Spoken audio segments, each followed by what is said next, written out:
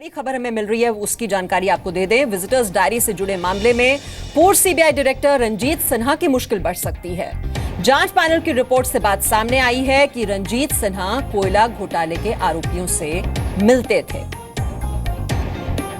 और जानकारी के लिए इस वक्त हम रुक करेंगे, हमारे सहयोगी महेश गुप्ता इस वक्त हमारे साथ हैं। महेश, रंजीत सिन्हा की मुश्किलें बढ़ती हुई दिखाई दे रही हैं, यहाँ पर जरा हमें डिटेल्स दें इस खबर पर।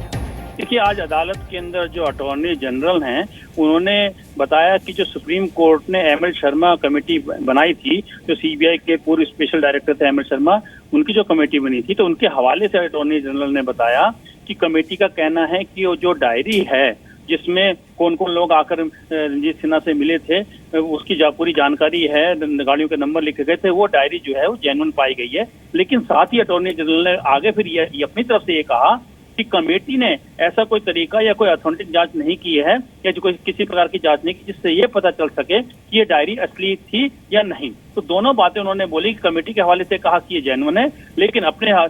स्तर पर कहा कि कोई ऐसी प्रकार की जांच नहीं की गई है जिससे कि ये कहा जा सके कि डायरी असली थी। उसके बाद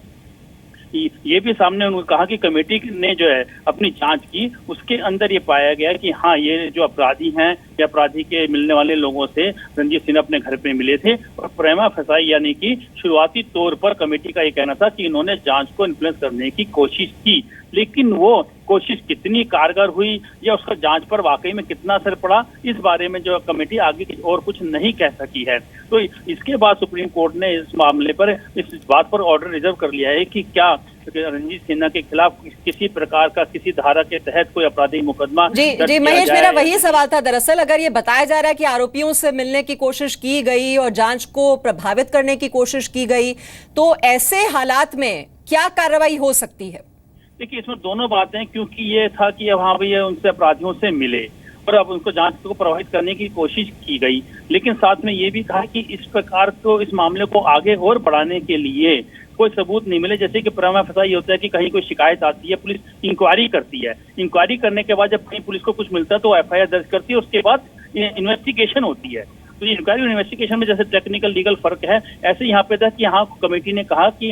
ये इस मामले में प्रेमा फसाई यानी शुरुआती तौर पर लगता है कि उन्होंने जांच को प्रभावित करने की कोशिश की, लेकिन इससे आगे और कुछ सबूत सामने नहीं आ पा रहा है कि वो कितना प्रभावित किया गया, उसका कितना किसी को लाभ पहुंचाया गया। क्योंकि अगर कोई क्रिमिनल केस रजिस्टर करना है, उसमें चार्जशीट दाखिल करनी होती है, तो उनके लिए बहुत सारी चीजों की जरूरत पड़ती है।